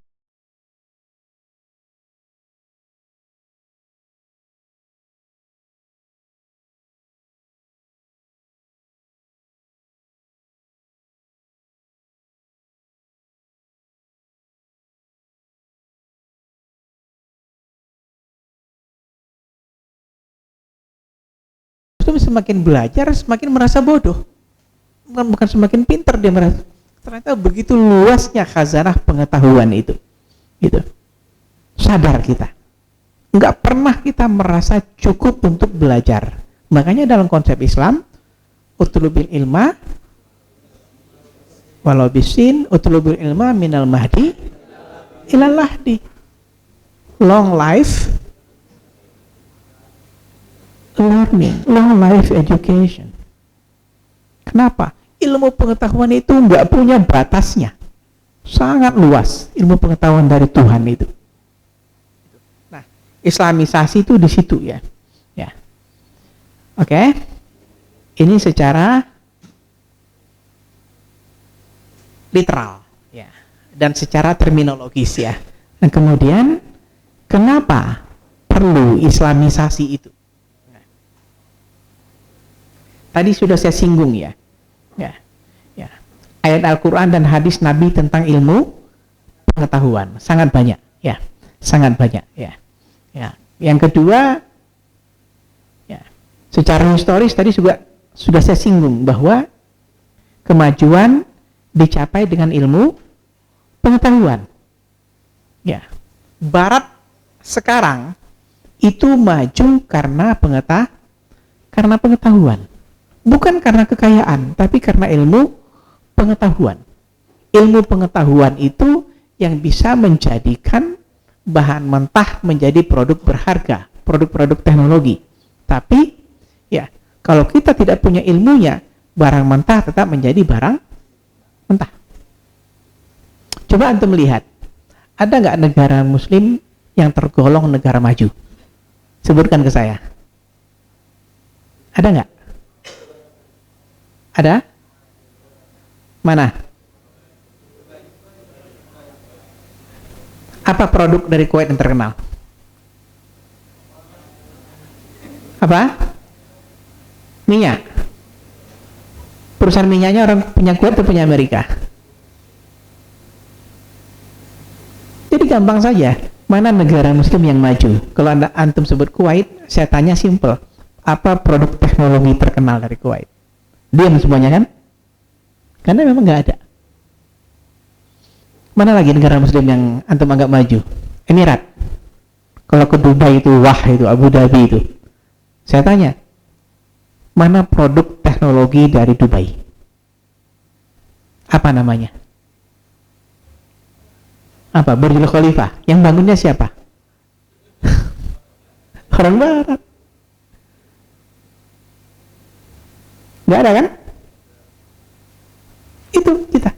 Karena pengetahuan itu yang akan memberikan nilai tambah dalam hidup kita. Nilai tambah pada diri kita dan nilai tambah kepada kekayaan alam kita. Tanpa itu kita nggak bisa. Oke? Ya, antum semua bisa baca, ya, ya. Bagaimana, ya, secara normatif, secara historis dan juga secara sosiologis, ya. Urgensi pengetahuan dalam hidup, ya. Ya. Kita mengatakan Islam itu way of life. Berarti Islam itu mencakup seluruh dimensi kehidupan kita. Kalau kita bicara politik, berarti politik yang Islami. Kita bicara ekonomi, berarti sistem ekonomi yang Islami dan seterusnya. Islaminya bukan jenis kelamin ekonominya, tapi sistem nilainya. Cara pandang kita dalam bertransaksi. Ya, kalau dalam ilmu yang saya pelajari, antropologi itu ilmunya ini sekilas saja ya. Ekonomi itu ada dua. Ekonomi formal dengan substantif ya. Nah, dalam ekonomi yang substantif itu basisnya, dasarnya moral, etika. Beda dengan yang formal, basisnya transaksi biasa. Antum kalau ke mall, ya ke swalayan itu ada basa-basi transaksi, ada basa-basi penawaran nggak? Nggak ada kan? Transaksi murni transaksi ekonomi. Coba ke pasar-pasar tradisional, ketemu saling sapa, kemudian ini berapa harganya, ada penawaran, itu lebih substantifis. Ada relasi antar manusia di situ. Kita nanya kabar, gimana keluarga dan segala macam. Itu kira-kira ya. Gitu. Ada nilai gitu. Nah, ekonomi harusnya seperti itu. Gitu. Dan dalam Islam, ya, transaksi ekonomi karena tadi Islam way of life tadi, ya, harus didasarkan kepada prinsip-prinsip yang Islami. Tidak lagi berprinsip pada dengan modal sekecil-kecilnya untuk mendapatkan untung yang sebesar-besarnya. Itu kan prinsip kapitalis kan? Ya. Ada satu cerita menarik ya dalam transaksi ekonomi, bagaimana ekonomi yang islami tadi ya, kita bicara tentang islamisasi ya. Ketika ini banyak beredar di grup-grup WA, saya baca itu, tapi itu katanya benar ya. Ketika seorang manajer dari Amerika, dia manajer sebuah swalayan di Saudi Arabia. Ya, swalayannya itu milik orang Saudi, dia manajer di situ. Di seberangnya ada swalayan saingannya, nggak jauh dari situ. Jadi dua swalayan berbeda yang bersaing. Suatu ketika swalayan saingan ini terbakar. Kalau logika orang kita, seneng nggak kira-kira saingannya sudah hilang? Senang kan? Ya. Dan begitu juga logika dia.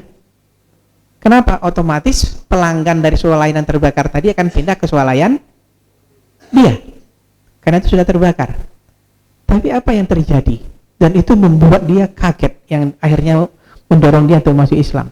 Pemilik swalayan yang manajernya orang bule tadi itu datang, coba kamu tanyakan kepada swalayan terbakar itu apa yang bisa kita bantu. Kalau dia ingin membangun swalayannya, berapa uangnya? Kita pinjami. Dia tidak senang dengan bencana yang menimpa saudaranya. Ya, malah dia bantu. Itu yang membuat dia kaget itu. Ini sisi moral, etika dalam bertransaksi. Nah, bagaimana kita membuat transaksi seperti ini? Sehingga tidak ada lagi eksploitasi, tidak ada lagi pemerasan ya, kepada karyawan, kepada pekerja, kepada alam dan seterusnya.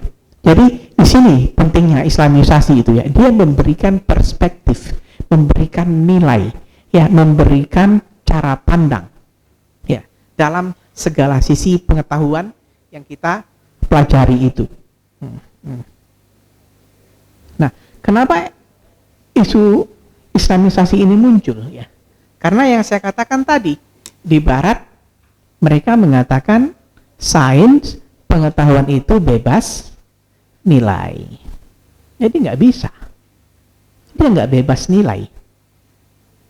Ya, orang menggunakan ilmunya untuk mengeksploitasi orang lain, untuk memeras orang lain, nggak bisa. Kenapa dia bisa seperti itu? Karena bagi dia ilmu itu bebas nilai, nggak bisa. Ya. Antum tahu sarjana-sarjana top dari kampus top dengan nilai-nilai yang tinggi, pintar-pintar itu kemana pergi kerjanya? Ke perusahaan senjata. Kenapa? Perusahaan senjata itu yang memberikan gaji tinggi, karena omset penjualan terbesar dunia ini adalah senjata. Jadi sarjana-sarjana teknik top itu ke perusahaan senjata kerja. Dia tidak bicara nilai, dia hanya bicara money, uang. Bagaimana dia ingin menggunakan ilmunya itu untuk mengumpulkan uang. Kita enggak. Coba Anda bayangkan, ya, para sarjana, dia tidak memilih kerja di luar, di kampus-kampus top. Dia mengajar di pesantren, contohnya, mendharma baktikan, mewakafkan dirinya di pesantren. Kira-kira masuk akal nggak? Nggak masuk akal. Kenapa? Ada dimensi nilai, etika, moral, ketuhanan di situ. Ya. Itu ya. Nah, antum memahami ilmu nanti seperti itu. Jangan semuanya dimaterialisasi. Oke. Kenapa? Ya, ini saya kira cukup ya, sudah agak lama ya. Saya kasih satu contoh ya. Ada namanya Profesor Goodall dari Australia. Dia pemilik Australian Medal. Ya, umurnya sudah 100 tahun lebih, masih sehat. Dia punya kekayaan, punya jabatan, punya popularitas. Tapi kemudian dia mengatakan, saya ingin mati, ingin disuntik mati. Profesor terkenal tidak bisa menemukan tujuan hidup. Dia bilang, tujuan hidup saya capai seluruhnya. Saya punya kekayaan, saya punya popularitas, saya punya jabatan. Saya sudah menghargai penghargaan tertinggi di Australia. Sekarang saya ingin mati. Bayangkan, ilmu pengetahuan tidak bisa membimbing orang untuk menemukan tujuan hidup. Di situ pentingnya agama. Makanya kita bicara islamisasi di situ.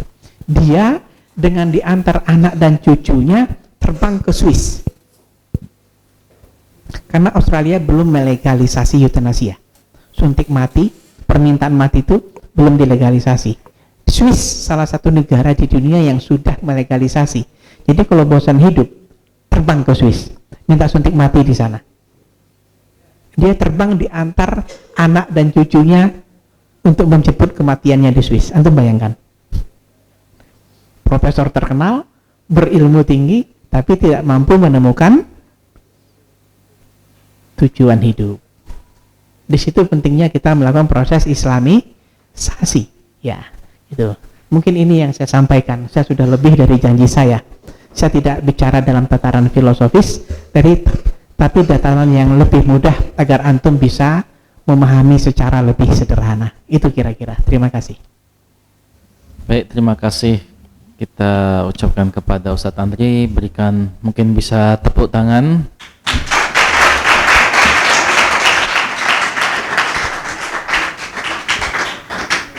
Oke, selanjutnya kita buka termin pertanyaan. Bagi siapa yang ingin bertanya, langsung angkat tangan. Dan mikrofonnya sama siapa tadi, Ivan? Ya, silahkan angkat tangan.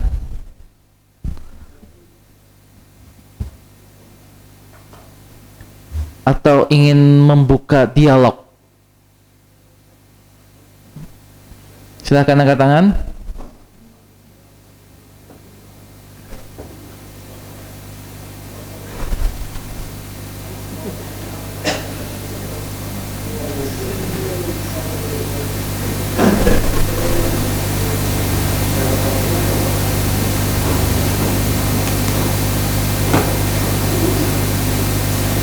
Silakan, bisa angkat tangannya langsung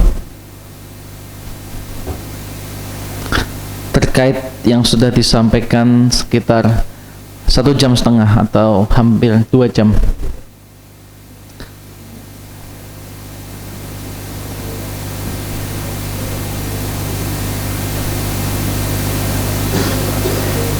Tony, silakan mau tanya.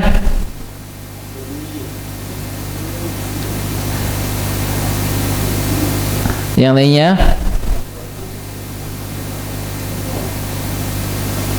Ya, itu minta mikrofonnya itu Doni, kasih.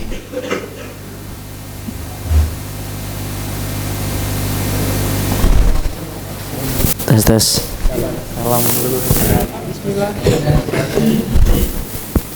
Ya, silakan. Bismillahirrahmanirrahim. Assalamualaikum warahmatullahi wabarakatuh. Waalaikumsalam warahmatullahi wabarakatuh. Afwan Ustadz, saya ingin bertanya bahwasannya tadi kan antum menjelaskan tentang ilmu falak. Nah, pertanyaan saya, apa itu ilmu falak, Tad? Syukran. Wassalamualaikum warahmatullahi wabarakatuh. Oke, pertanyaan selanjutnya itu Sobari, mau angkat tangan, coba langsung.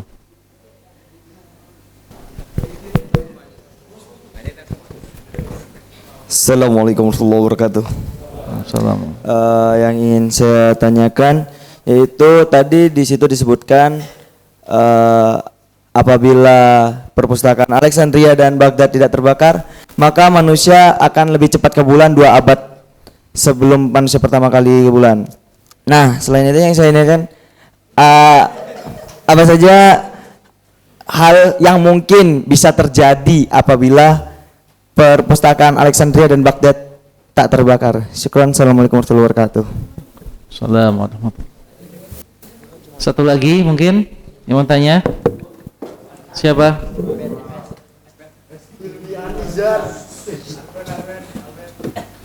Langsung mic-nya diberikan yang akan tanya.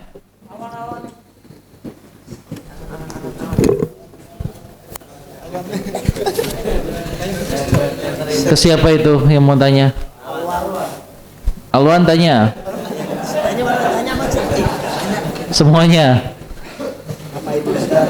Gimana Wan? Mau tanya apa Wan?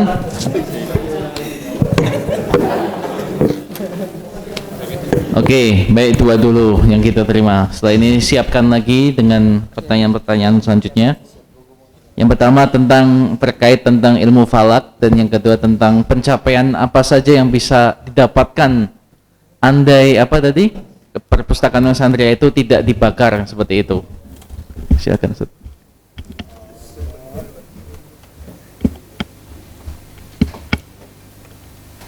Terima kasih ya.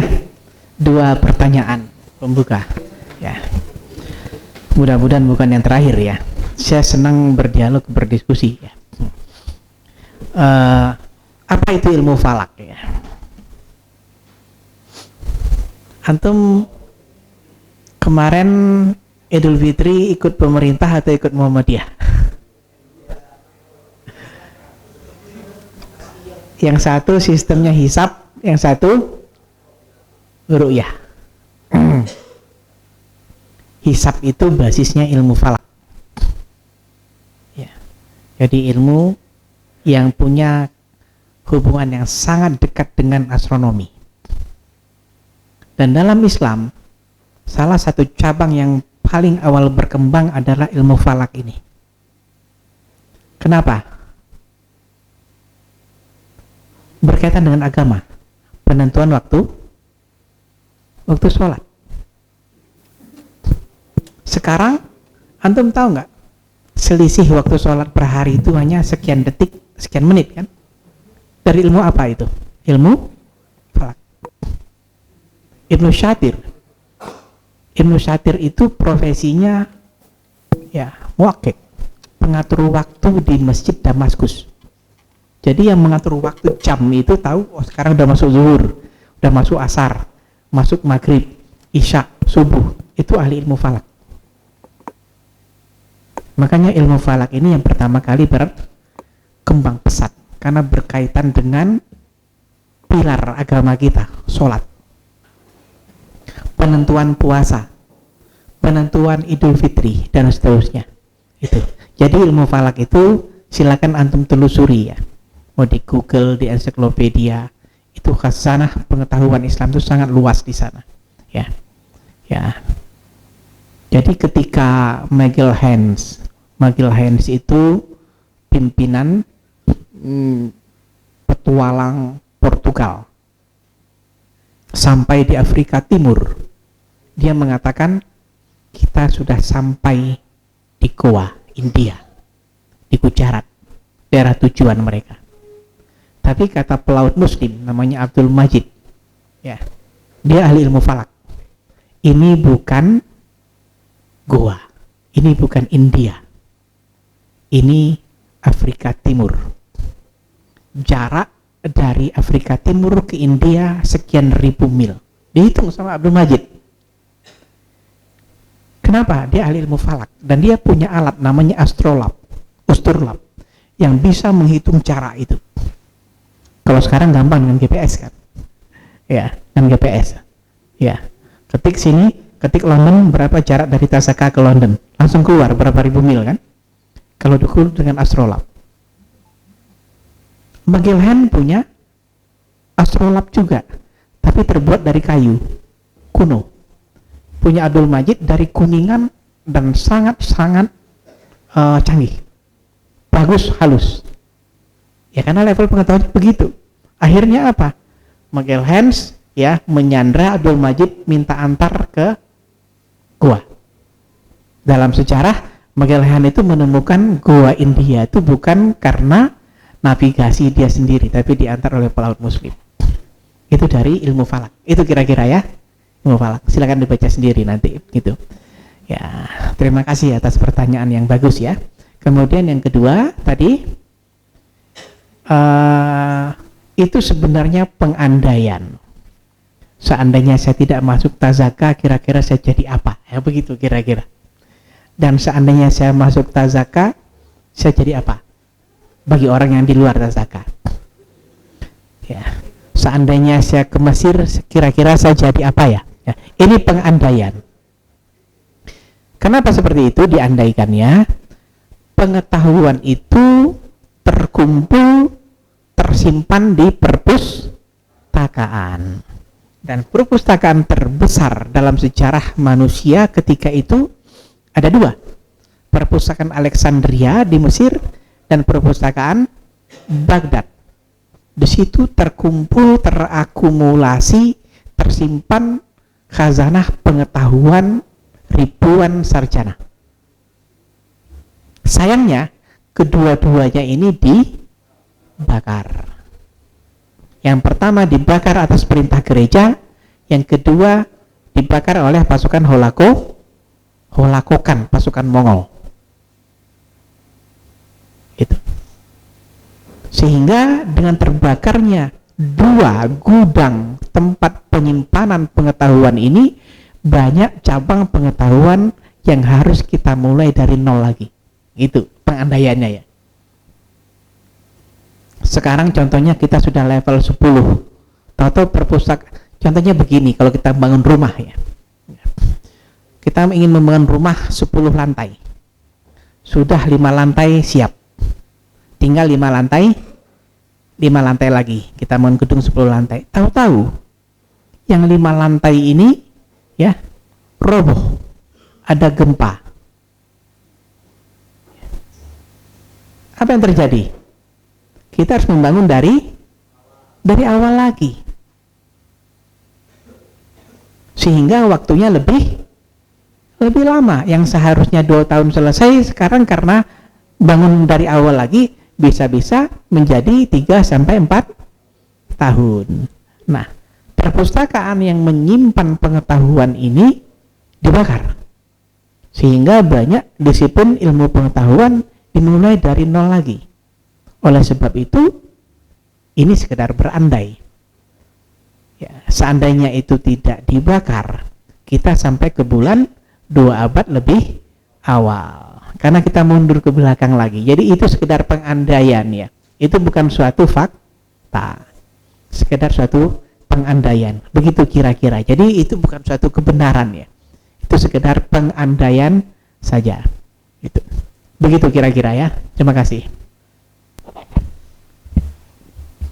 Terima kasih kepada Ustadz Andri. Untuk selanjutnya silahkan yang mau bertanya bisa angkat tangan.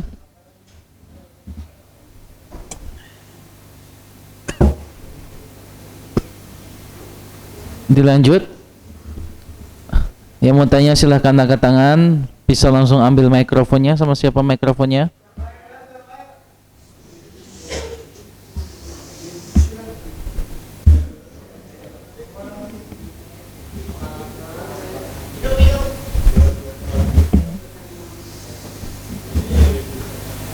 Ada yang bertanya?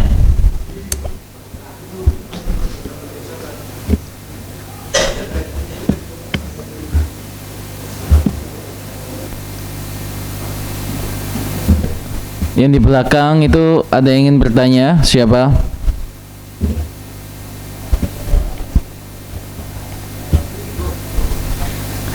Vigo mau tanya, Vigo? Kata Ustadz Ferry, Vigo mau tanya?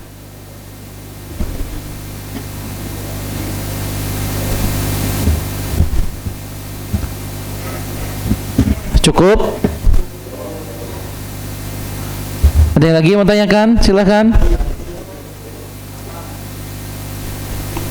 Siapa tadi yang mau tanya? Ada?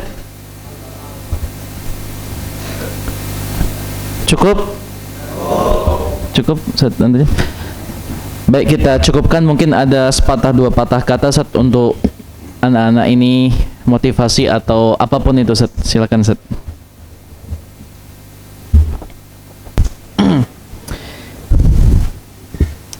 Ya, saya kira cukup dari apa yang saya sampaikan tadi. Salah satu syarat perkembangan pengetahuan itu adalah kuriositas, rasa ingin tahu, dan rasa ingin tahu itu terrefleksi dalam pertanyaan. Itu. Jadi orang-orang yang rasa ingin tahunya tinggi, dia akan banyak bertanya, dia akan berusaha mencari jawaban. Dia tidak mesti bertanya kepada seseorang. dia bisa bertanya kepada dirinya sendiri dan mencari jawaban dengan riset-riset pribadi dia, membaca buku segala macam. Jadi nggak mesti bertanya ke saya, ke Ustaz Ferdana, Ustaz Ferry, enggak. Tapi antum punya kuriositas, punya rasa ingin tahu. Itu yang harus ditumbuhkan, karena itu syarat pengetahuan untuk berkembang. Dan Islam mendorong itu. Semoga antum ya terus menumbuhkan rasa kuriositas itu. Ya. Jadi belajar terus memelihara kuriositas itu, dan dengan itu antum bisa terus ke depan. Itu kira-kira dari saya. Terima kasih. Baik, terima kasih. Kita ucapkan sekali lagi, berikan tepuk tangannya kepada Dr. Andri. Terima kasih Ustadz Andri atas pemaparannya tentang ilmu pengetahuan pada malam ini, dan kita harapkan semoga dari anak-anak the next Ibnu Khaldun ini ada muncul nanti 5-10 tahun ke depan yang akan menjadi ulama ul-waqi atau ulama un-nusus seperti itu, sehingga bisa membawa kebangkitan bagi peradaban umat Islam khususnya seperti itu. Akhir kata kita akhiri pemaparan ini, dan kita ucapkan terima kasih kepada Ustadz Andri dan juga kepada semua musyaf yang hadir pada malam ini. Terima kasih atas segala perhatiannya. Assalamualaikum warahmatullahi wabarakatuh.